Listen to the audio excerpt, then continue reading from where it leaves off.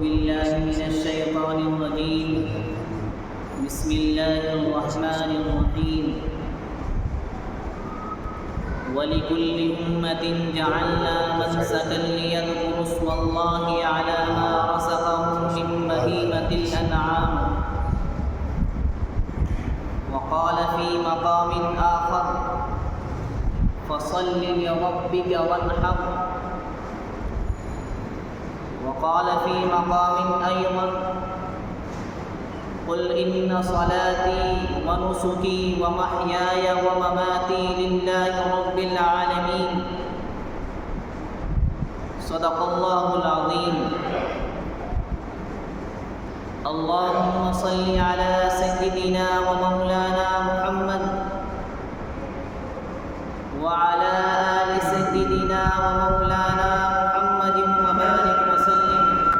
میرے محترم بزرگوں اور دوستوں، عشرہ ذی الحجہ جو یکم ذی الحجہ سے شروع ہو کر 10 ذی الحجہ تک ہوتا ہے،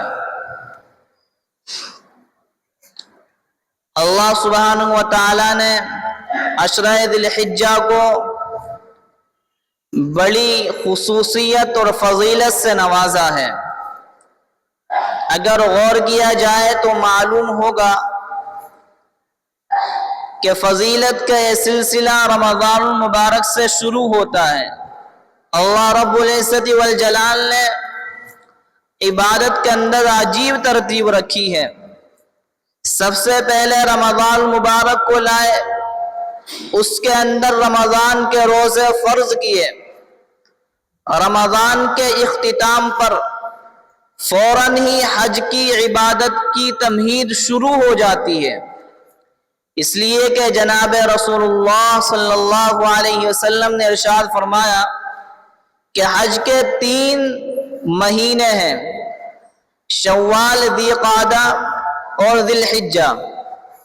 اگرچہ حج کے مخصوص ارکان اور مخصوص افعال ذی الحجہ کے مخصوص ایام میں انجام دیے جاتے ہیں، لیکن شوال کی پہلی تاریخ سے احرام باندھنا جائز اور مستحب ہے۔ شوال کی پہلی تاریخ سے پہلے احرام باندھنے کی اجازت نہیں ہے۔ پہلے زمانے میں چونکہ سفر بڑا طویل ہوا کرتا تھا، 2 3 مہینے مکہ مکرمہ میں پہنچنے میں لگ جایا کرتے تھے، اس لیے لوگ رمضان کے فوراً بعد ہی شوال کے اندر حج کی تیاریاں شروع کر دیا کرتے تھے۔ گویا کہ روزے کی عبادت مکمل ہوئی اور حج کی عبادت شروع ہو گئی۔ پھر ذی الحجہ کے ایام میں ارکان حج کو ادا کیا جاتا ہے۔ تو پھر جب اللہ سبحانہ و تعالی نے رمضان کے روزہ رکھنے کی اور حج کے ارکان ادا کرنے کی توفیق عطا فرمائی اور یہ دونوں عبادتیں پائے تکمیل کو پہنچ چکی، تو اب باری تعالیٰ کی طرف سے یہ حکم ملا کہ اب شکرانے کے طور پر اللہ سبحانہ و تعالیٰ کے دربار میں قربانی پیش کی جائے، جو 10 11 اور 12 ذی الحجہ کو انجام دی جاتی ہے۔ اور یہ عجیب بات ہے کہ اللہ سبحانہ و تعالیٰ نے عید الفطر کو اس موقع پر رکھا جب روزے کی عبادت مکمل ہو رہی ہے، اور عید الاضحیٰ کو اس موقع پر رکھا جب حج کی عبادت مکمل ہو رہی ہے۔ یہ الگ بات ہے کہ ہمیں یہ حکم دیا گیا کہ عید الفطر کی خوشی صدقہ فطر دے کر کے کرو، اور عید الاضحیٰ کے موقع پر خوشی کا آغاز قربانی سے کرو۔ ذی الحجہ کا مہینہ شروع ہونے والا ہے، اس لیے کچھ باتیں عشرہ ذی الحجہ کے تعلق سے اور قربانی کے تعلق سے آپ کے سامنے پیش کی جائیں گی۔ عشرہ ذی الحجہ جس کا آغاز یکم ذی الحجہ سے ہو کر کے اختتام 10 ذی الحجہ کو ہوتا ہے، یہ سال کے 12 مہینے میں بڑی ممتاز حیثیت رکھتے ہیں۔ اللہ سبحانہ و تعالیٰ نے قرآن مقدس کے اندر ارشاد فرمایا والفجر ولیال عشر، قسم ہے 10 راتوں کی۔ اللہ سبحانہ و تعالیٰ کو کسی چیز کو ثابت کرنے کے لیے قسم کھانے کی ضرورت نہیں ہے، لیکن اگر اللہ سبحانہ و تعالیٰ کسی چیز پر قسم کھائے تو اس بات کی دلیل ہے کہ وہ چیز بڑی اہم ہے اور بڑی حرمت والی ہے۔ مفسرین نے لکھا ہے کہ ان 10 راتوں سے مراد عشرہ ذی الحجہ کی رات مراد ہے۔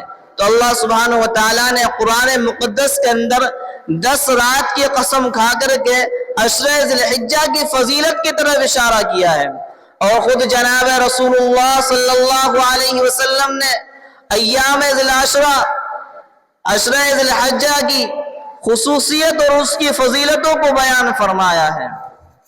آپ علیہ الصلوۃ والتسلیم نے ارشاد فرمایا کہ اعمال اللہ سبحانہ و تعالیٰ کو جو ان ایام میں محبوب ہے وہ کسی اور دن کے اندر اور دوسرے ایام کے اندر اتنے محبوب نہیں ہے، خواہ وہ نفلی عبادت ہو، نفلی نماز ہو، نفلی ذکر ہو، صدقہ ہو اور نفلی روزہ ہو۔ غرض جو بھی عبادت ان ایام کے اندر انجام دی جائے گی وہ اللہ سبحانہ و تعالیٰ کے نزدیک سب سے زیادہ محبوب ترین عبادت شمار ہوگی۔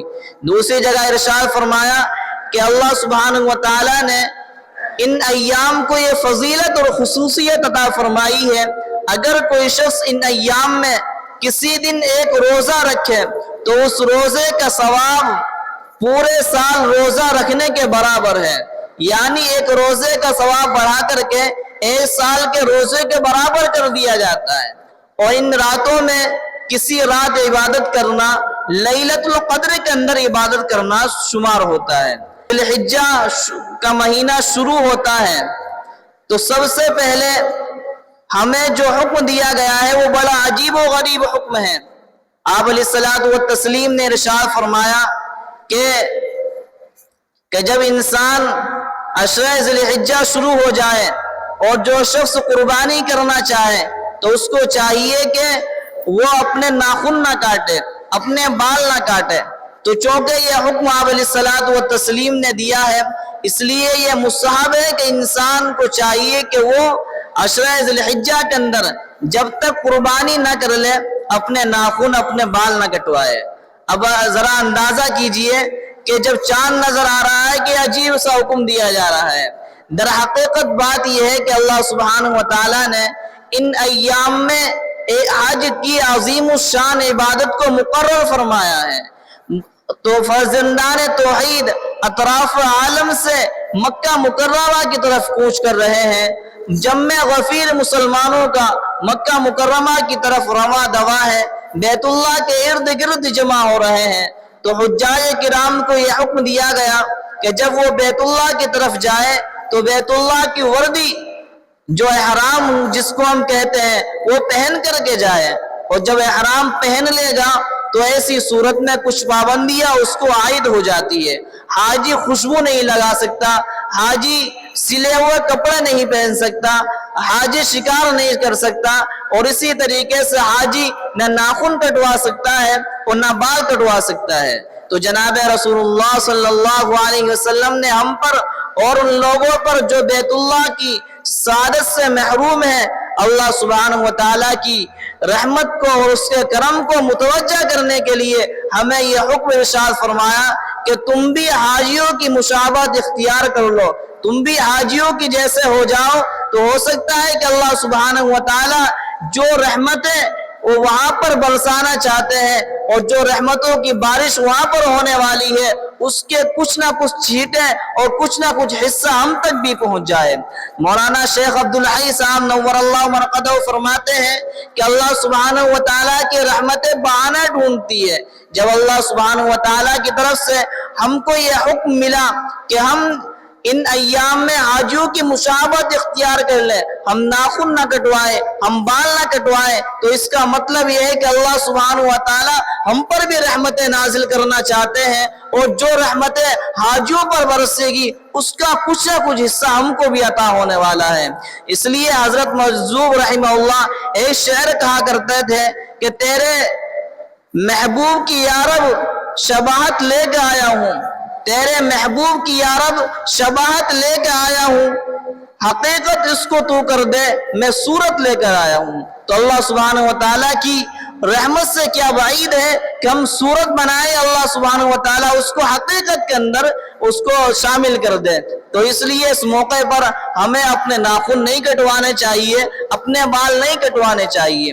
دوسرا حکم جو اس مہینے کے اندر اور عشر ذی الحجہ کے دن ہمیں دیا جاتا ہے وہ یہ ہے کہ ان ایام کے اندر اللہ سبحانہ و تعالیٰ کی خصوصی رحمتیں نازل ہوتی ہیں۔ آپ علیہ الصلوۃ والتسلیم نے ارشاد فرمایا کہ ان 10 دنوں میں اگر کوئی شخص ایک روزہ رکھ لے تو اس روزے کا ثواب پورے سال روزہ رکھنے کے ثواب کے برابر ہے۔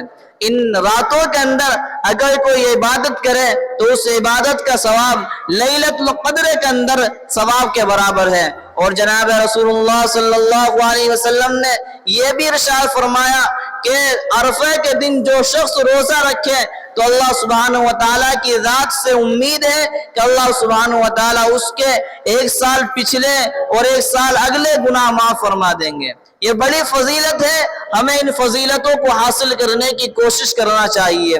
یہاں ایک بات کی وضاحت کر دوں کہ جب اس طریقے کی احادیث ہمارے سامنے آتی ہے تو جو لوگ دین سے کما حق واقف نہیں ہوتے وہ سمجھ بیٹھتے ہیں کہ جب اللہ سبحانہ و تعالیٰ نے 1 سال پچھلے گناہ معاف کر دیے، اگلے سال کے گناہ معاف کر دیے تو اب ہمیں عبادت کی ضرورت نہیں ہے، اب ہمیں نیک اعمال کی کرنے کی ضرورت نہیں ہے، اب تو ہماری چھٹی ہو گئی ہے، اب ہم جو چاہے کریں کوئی فرق پڑنے والا نہیں ہے۔ تو خوب سمجھ لیجئے ان مضامین جو اس طریقے کے حدیث کے اندر مذکور ہے کہ وضو کرتے وقت انسان کا جو عضو دھلے گا اللہ سبحانہ و تعالیٰ اس کے گناہوں کو معاف فرما دیں گے۔ مسجد جاتے وقت جو قدم اٹھے گا تو ایک قدم کے بدلے 1 نیکی، 1 گناہ معاف اور 1 درجہ بلند ہوگا۔ رمضان مبارک کے روزے رکھے جائیں گے تو اللہ سبحانہ و تعالیٰ گناہوں کو معاف فرمائیں گے۔ تو اس قسم کے مضامین جو حدیث شریف کے اندر ہوتے ہیں ان سے مراد گناہ صغیرہ ہے، یعنی جو چھوٹے چھوٹے گناہ، چھوٹی چھوٹی لغزشیں ہم لوگوں سے سرزد ہو جاتی ہے تو اللہ سبحانہ و تعالیٰ ان اعمال کے ذریعے سے ان لغزشوں کو معاف فرما دیتے ہیں۔ البتہ جہاں تک گناہ کبیرہ کا تعلق ہے وہ تو صرف توبہ سے ہے اور استغفار سے ہی معاف ہو سکتے ہیں، اور توبہ سے وہی گناہ معاف ہوں گے جو اللہ سبحانہ و تعالیٰ کے حقوق ہے جنہیں حقوق اللہ کہا جاتا ہے۔ اور جو بندوں کے حقوق ہیں، کسی کو گالی دی ہے، کسی کو ناک مارا ہے، کسی کو قتل کیا ہے، کسی کی زمین ہڑپی ہے، کسی کے پر ظلم کیا ہے، ان تمام گناہوں کا بدلہ اور ان تمام گناہوں کی معافی اسی وقت ہو سکتی ہے جب انسان جس کے حقوق ہے وہ صاحب حقوق ان گناہوں کو معاف کر دے اور مایا ان کی معافی تلافی ہو جائے۔ اللہ سبحانہ و تعالیٰ ان گناہوں کو معاف نہیں کریں گے۔ اس لیے حدیث شریف کے اندر جو فضیلت وارد ہوئی ہے کہ 1 سال کے گناہ معاف ہو جائیں گے، اگلے پچھلے گناہوں معاف ہو جائیں گے، تو ہمیں اس سے مراد یہ ہے کہ یہاں پر گناہ صغیرہ مراد ہے۔ اللہ سبحانہ و تعالی ہم سب کو ان باتوں کو سمجھنے کی توفیق عطا فرمائے۔ تیسرا حکم جو اس عشرے کے اندر اور اس مہینے کے اندر ہمیں دیا جاتا ہے وہ ہے تکبیر تشریق، جو ہر مسلمان مرد اور عورت پر واجب ہے۔ مرد پر بلند اور متوسط آواز میں تکبیر تشریق پڑھنا واجب ہے اور عورتوں پر آہستہ پڑھنا واجب ہے۔ اب تو ہمارے یہاں الٹی گنگا بہ رہی ہے، جو جس کام کا حکم دیا جائے ہم اس کے برعکس کرتے ہیں۔ جہاں یہ حکم دیا جائے کہ بلند آواز سے کوئی عمل کرنا ہے وہاں ہماری آواز دب جاتی ہے، اور جہاں یہ حکم دیا جاتا ہے کہ آہستہ آواز ہو تو وہ آواز بلند ہو جاتی ہے۔ جبکہ قرآن مقدس کے اندر یہ حکم ہے کہ دعا مانگنی ہے تو آہستہ مانگنا افضل ہے۔ قرآن مقدس کے اندر یہ باری تعالیٰ نے ارشاد فرمایا ادعوا ربکم تضرعا وخفیا، کہ جب دعا مانگو تو آہستگی کے ساتھ مانگو، سرگوشی آہستگی کے ساتھ کرو. لیکن اگر دعا کے اندر آہستہ دعا مانگی جائے تو لوگ یہ سمجھتے ہیں کہ شاید دعا ہی نہیں ہوئی ہے. کبھی جمعے کے بعد آہستہ دعا مانگی جائے تو بہت سے لوگ یہ سمجھتے ہیں کہ دعا ہی نہیں ہوئی ہے. حالانکہ بلند آواز سے دعا مانگنا کبھی کبھار ٹھیک ہے. انسان بہت سے لوگوں کو دعا کرنا نہیں آتا، اس لحاظ سے زور سے دعا کرا دی جائے تو اس کے اندر کوئی حرج نہیں ہے. لیکن دعا کے اندر افضلیت اور بہتر طریقہ یہ ہے کہ دعا کو آہستہ مانگا جائے. تو اس لیے جب ایام تشریق شروع ہو جائے، جو عرفے کے فجر سے 13 ذی الحجہ کے عصر تک یہ تکبیر تشریق پڑھنا واجب ہے. مرد حضرات تو جماعت کی وجہ سے تکبیر پڑھ لیتے ہیں، اور جو ہماری مستورات گھروں کے اندر ہیں ان کو یہ علم نہیں ہوتا کہ ہمارے اوپر بھی تکبیر تشریق پڑھنا واجب ہے، اس لیے وہ بھول جاتی ہے یا ان کو معلوم ہی نہیں ہوتا. اس لیے ہماری بہنوں سے بھی، ہمارے گھر کی جو مستورات ہیں ان کو بھی اس چیز کی اطلاع دینی چاہیے، ان کو بھی اس چیز سے واقف کرانا چاہیے. چوتھا حکم ان ایام کے اندر قربانی کیا ہے، جو اللہ سبحانہ و تعالیٰ کے نزدیک سب سے محبوب ترین عمل ہے، اور قرآن مقدس کے اندر آیات اور احادیث کے اندر اس کی بڑی فضیلت وارد ہوئی ہے. اس لیے کچھ اس کی وضاحت ضروری سمجھتا ہوں. تاریخی حقائق سے اور قرآن و حدیث کے مطالعے سے یہ بات سمجھ میں آتی ہے کہ قربانی کا یہ جو عمل امت محمدیہ کے اندر رائج ہے، یہ کوئی نیا عمل نہیں ہے، بلکہ ہر امت کے اندر، ہر نبی کے دور میں یہ عمل قربانی جاری رہا ہے. اگرچہ اس کا طریقہ، اس کی نوعیت، اس کی کیفیت، اس کا مقصد الگ رہا ہو، لیکن قربانی کسی نہ کسی درجے میں ہر امت کے اندر رائج رہی ہے. آدم علیہ السلام کی اولاد کے اندر بھی قربانی ہے، شیس علیہ السلام کی اولاد کے اندر بھی قربانی ہے، نوح علیہ السلام کا زمانہ ہو، داؤد علیہ السلام کا دور نبوت ہو، عیسیٰ علیہ السلام کا زمانہ ہو، ہر زمانے کے اندر قربانی کسی نہ کسی درجے کے اندر مشروع رہی ہے. چنانچہ آدم علیہ السلام کے دور میں قربانی کا طریقہ تھا کہ لوگ قربانی کر کے اپنے قربانی کا سامان کو پہاڑ پر رکھ دیا کرتے تھے. آسمان سے ایک آگ آتی، اس کو جلا کر کے خاکستر کر دیتی تھی، تو یہ قربانی کی مقبولیت کی علامت ہوتا تھا. اسی طریقے سے ہمارے کاروبار کے اندر دنیاوی معاملات کے اندر بھی قربانی کی کوئی نہ کوئی شکل اور حیت مختلف انداز سے پائی جاتی ہے. ایک چیز قربان ہوتی ہے تو دوسری چیز وجود کے اندر آتی ہے. سونا چاندی قربان ہوتا ہے، اس کو آگ پر تپایا جاتا ہے، پگھلایا جاتا ہے، تو اس سے دوسری چیزیں زیورات تیار کیے جاتے ہیں. اسی طرح لوہے کو پکا کر کے، تپا کر کے دوسری اشیاء اور مصنوعات پروڈکٹ کو بنایا جاتا ہے. تو یہ بھی قربانی کی ایک شکل پائی جاتی ہے. اور قرآن مقدس کے اندر تو اللہ سبحانہ وتعالیٰ نے قربانی کی تاریخ کو بیان فرمایا ہے. وَلِكُلِّ أُمَّةٍ جَعَلْنَا مَنْسَكًا لِيَذْكُرُوا اسْمَ اللَّهِ عَلَى مَا رَزَقَهُم مِّن بَهِيمَةِ الْأَنْعَامِ، کہ قربانی جو امت محمدیہ پر لازم و ضروری قرار دی گئی ہے، یہ ہر امت کے اندر یہ سلسلہ جاری رہا ہے. ہر امت کے اندر قربانی کا رواج رہا ہے، تاکہ لوگ اللہ سبحانہ وتعالیٰ کے عطا کردہ جانور کو اللہ سبحانہ وتعالیٰ کے نام پر قربان کرے. اور یہ قربانی کا بڑا اونچا عمل ہے. اسلام سے پہلے زمانے جاہلیت کے اندر بھی جو بت پرست اور مشرک لوگ تھے، اپنے باپ داداؤں کے نام پر قربانی کیا کرتے تھے، اور جو قربان شدہ جانور ہوتا تھا اس کا خون بیت اللہ کی جو دیوار تھی اس سے پوت دیا کرتے تھے، اور قربانی کے جو گوشت ہوتا تھا وہ بیت اللہ کے دروازے پر رکھ دیا کرتے تھے. ان کا یہ عقیدہ اور یہ خیال تھا کہ جب یہ قربانی کا گوشت ہم دروازے پر رکھیں گے تو یہ اللہ سبحانہ وتعالیٰ کے دربار میں قبول ہوگا اور ہمیں اس کا اجر عظیم ملے گا. لیکن قرآن مقدس کے اندر اس حرکت سے منع فرمایا گیا ہے اور اس کام کو ناجائز و حرام قرار دیا گیا ہے. چنانچہ قرآن مقدس کی آیت ہے لَن يَنَالَ اللَّهَ لُحُومُهَا وَلَا دِمَاؤُهَا وَلَكِن يَنَالُهُ التَّقْوَىٰ مِنكُمْ، کہ اللہ سبحانہ و تعالیٰ کے یہاں نہ تو قربانی کا گوشت پہنچتا ہے نہ اس کا خون پہنچتا ہے، بلکہ اللہ سبحانہ و تعالیٰ تو تمہارے دل کے تقوی کو دیکھتا ہے، اللہ سبحانہ و تعالیٰ تمہاری تواضع، عاجزی، انکساری کو دیکھتا ہے، تمہاری نیت کے خلوص اور اخلاص کو دیکھتا ہے کہ بندہ اب کتنے دل کی گہرائیوں سے یہ عمل انجام دے رہا ہے۔ اس لیے ہر مسلمان کو یہ کوشش کرنا چاہیے، اخلاص نیت کے ساتھ میں قربانی کرنا چاہیے، ثواب کی نیت سے قربانی کرنا چاہیے۔ گوشت کھانے کی نیت سے قربانی اگر کی جائے گی تو قربانی تو ادا ہو جائے گی لیکن اس کا ثواب نہیں ملے گا۔ اس لیے قربانی کی فضیلت کو بیان کرتے ہوئے اللہ سبحانہ و تعالیٰ نے قرآن مقدس کے اندر ارشاد فرمایا فَصَلِّ لِرَبِّكَ وَانْحَرْ، اے پیغمبر نماز بھی ادا کیجئے اور نماز کے ساتھ ساتھ میں قربانی بھی ادا کیجئے۔ دوسری جگہ ارشاد فرمایا قُلْ إِنَّ صَلَاتِي وَنُسُكِي وَمَحْيَايَ وَمَمَاتِي لِلَّهِ رَبِّ الْعَالَمِينَ۔ مسلمان یہ کہہ رہے ہیں کہ اللہ میرا مرنا، میرا جینا، میری نماز، میری قربانی سب کچھ آپ کے لیے ہے۔ تو مسلمان کا چلنا بھی، اٹھنا بھی، بیٹھنا بھی، کھانا بھی، کاروبار بھی، سب کچھ اللہ سبحانہ و تعالیٰ کے لیے ہے اور اللہ سبحانہ و تعالیٰ کے لیے مسلمان اپنے کام کو انجام دیتا ہے۔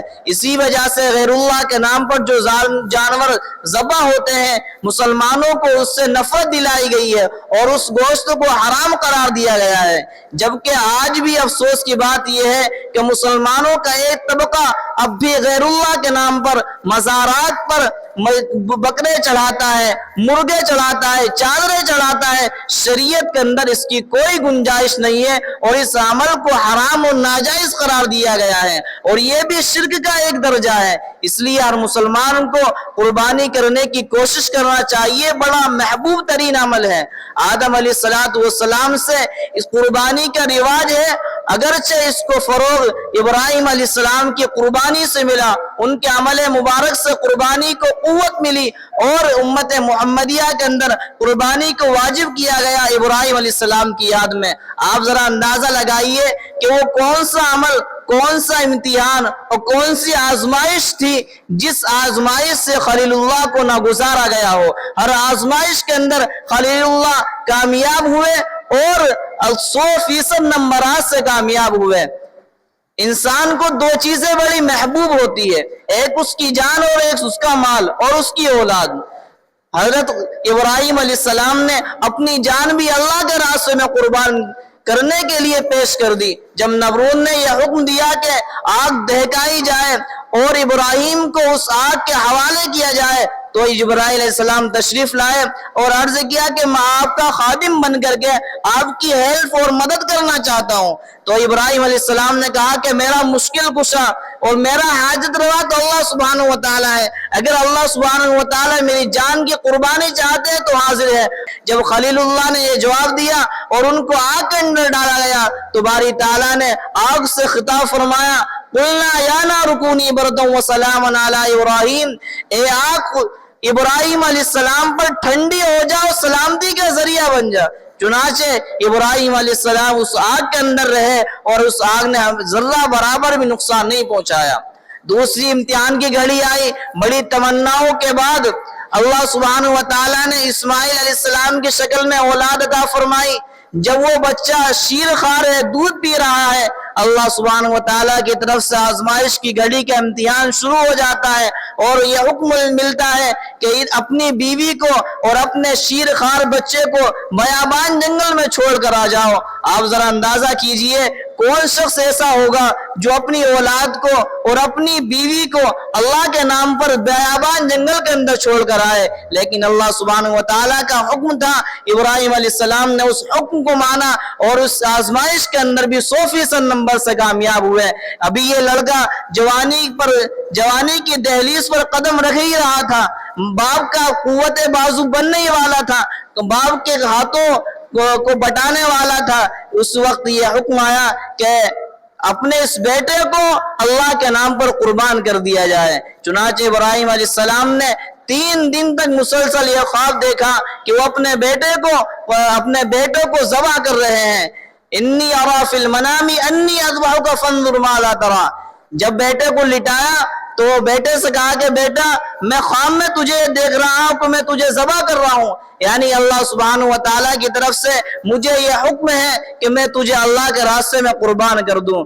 چنانچہ جب ابراہیم علیہ السلام اسماعیل علیہ السلام کو لے کر کے چلے، اپنی بیوی حضرت ہاجرہ رضی اللہ تعالی عنہ سے کہا کہ اس بچے کو نہلا دھلا کر کے صاف ستھرے کپڑے پہنا کر کے تیار کر دو، میں دعوت پہ لے جانا چاہتا ہوں۔ چنانچہ انہوں نے بچے کو تیار کر دیا، اور ابراہیم علیہ السلام جب لے کر کے چلے تو شیطان حضرت ہاجرہ رضی اللہ عنہ کے پاس آیا ورگلانے کے لیے کہ تو یہ تمہارا شوہر جو باپ ہے بیٹے کو قتل کرنے کے لیے جا رہا ہے۔ حضرت ہاجرہ نے کہا کہ یہ کیسے ہو سکتا ہے، باپ اپنے بیٹوں کو کیسے ذبح کر سکتا ہے؟ تو شیطان کہتا ہے کہ اللہ سبحانہ و تعالیٰ کی طرف سے یہی اشارہ ہے۔ تو حضرت ہاجرہ کا ایمان دیکھیے، کہتی ہے کہ اگر اللہ سبحانہ و تعالیٰ کا یہ حکم ہے اور اللہ سبحانہ و تعالیٰ اپنے راستے میں میرے بیٹے کی قربانی چاہتے ہیں تو اس سے بڑی کیا بات ہو سکتی ہے، کوئی بات نہیں، جانے دیجیے۔ تو جب وہاں سے شیطان ناکام اور نامراد ہو گیا تو ابراہیم علیہ السلام کے پاس آیا، ارے بھائی یہ کیا کر رہے ہیں آپ؟ ایک خواب کو حقیقت سمجھ کر کے اپنی پیاری اولاد کو جو بڑی تمناؤں کے بعد ملی تھی کیوں کر قربان کر رہے ہیں؟ تو حضرت ابراہیم علیہ السلام نے اس کو کنکر مار کر کے دفع کیا۔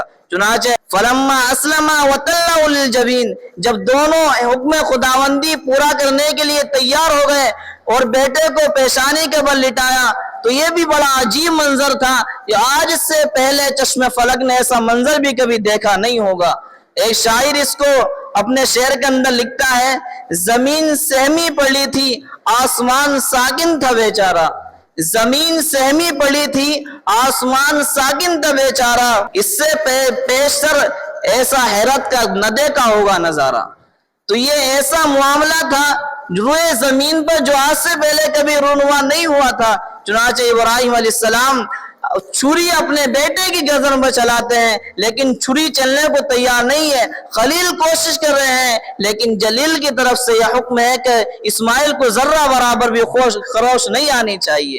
چنانچہ جب اسماعیل علیہ السلام ابراہیم علیہ السلام نے اپنا کام مکمل کر دیا تو باری تعالیٰ کی طرف سے یہ آواز آئی، یا ابراہیم قد صدقت الرؤیا انا كذلك نجزي المحسنین، اے ابراہیم تم نے تو اپنے خواب کو سچ کر دیا ہے، ہمیں تمہارے بیٹے کی قربانی نہیں چاہیے تھی، ہم تو تمہاری آزمائش لینا چاہتے تھے کہ تم کتنے اللہ سبحانہ و تعالیٰ کے حکم پر اترنے والے ہو، تم اللہ سبحانہ و تعالیٰ کے حکم کو مکمل اور پائے تکمیل تک پہنچا سکتے ہو یا نہیں پہنچا سکتے، ہم تو یہ تمہاری آزمائش لینا چاہتے تھے۔ وَفَدَيْنَاهُ بِذِبْحٍ عَظِيمٍ، تو اللہ سبحانہ و تعالیٰ نے اسماعیل علیہ السلام کی درجے میں اور ان کی جگہ میں ایک دوسرا جانور کو ذبح کیا۔ تو میرے محترم بزرگوں دوستوں، اس واقعے سے ہمیں یہ سبق ملتا ہے کہ مسلمان وہ ہے جو اللہ سبحانہ و تعالیٰ کی حکم شعاری کے لیے ہر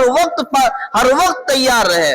کوئی حکم سمجھ میں آئے نہ آئے اس سے کوئی بحث نہیں ہے، قربانی کرنے کا حکم کیوں دیا، کیوں جانور کو ذبح کیا جا رہا ہے، کیوں جانور کی زندگی سے کھلواڑ کیا جا رہا ہے، اس طریقے کے سوالات ہمارے مسلمانوں کے ذہنوں کے اندر آتے ہیں، جبکہ اللہ سبحانہ و تعالیٰ دوسری جگہ ارشاد فرماتے ہیں کہ ہم نے ہر چیز کو، جانور کو، جتنی بھی دنیا کے اندر چیزیں ہیں انسان کے لیے بنائی ہے۔ جب انسان کے لیے اللہ تعالیٰ نے جانور بھی بنایا ہے اور اللہ سبحانہ و تعالیٰ کا حکم ہے تو اس کو ذبح کرنے کے اندر اور اس کی قربانی کے اندر کیا شک و شبہ اور کیا تردد ہونا چاہیے۔ مسلمان کی شان تو یہ ہے کہ وہ بلا مصلیت کے جب اللہ سبحانہ و تعالیٰ کا کوئی حکم سامنے آ جائے فوراً لبیک کہہ دے کہ اللہ اس کی مصلیت اور حکمت میری سمجھ میں نہیں آ رہی ہے لیکن آپ کی طرف سے یہ حکم ہے لہٰذا میں اس حکم پر عمل کرنا چاہتا ہوں۔ شیطان کو جب سجدے کا حکم دیا گیا اس نے منطق شروع کر دی، فلسفہ شروع کر دیا کہ میں تو آدم علیہ السلام سے بڑھ کر ہوں، آدم تو مٹی سے پیدا ہوا ہے، میں تو آگ سے پیدا ہوا ہوں۔ اس نے فلسفہ شروع کر دیا۔ ابراہیم علیہ السلام کو جب اللہ تعالیٰ نے حکم دیا کہ بیٹوں کو کیوں قربان کرنا ہے، ابراہیم علیہ السلام نے کوئی منطق نہیں چلائی، کوئی فلسفہ پیش نہیں کیا، کہ آپ میرے بیٹے یہ قربانی کیوں مانگ رہے ہیں، بلکہ فوراً حکم کی تعمیل کے لیے تیار ہو گئے، اور اللہ سبحانہ و تعالیٰ نے ان کی یاد میں امت محمدیہ پر قربانی واجب کر دی ہے، اور جب تک قیامت آئے گی اس وقت تک یہ قربانی کا عمل جاری و ساری رہے گا۔ اللہ سبحانہ و تعالیٰ ہم سب کو ان باتوں پر کو سمجھنے کی اور ان باتوں پر عمل پیرا ہونے کی توفیق عطا فرمائے۔